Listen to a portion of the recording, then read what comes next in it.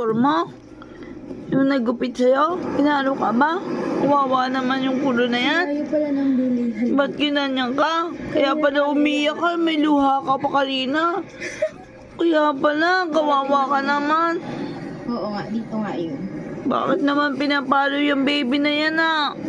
Pinili kami ni Sandra mga Ano ba kasalanan? Siguro kinagat mo si doktor. Ano? Siguro nangagat ka doon. Parang mas okay pa Bad yun. Kaysa sa mga grocery. Pag nangangat, syempre papaluin ka. Kasi bad yun. Oo. Tulala ah. Tulala na, baby ko. Baby.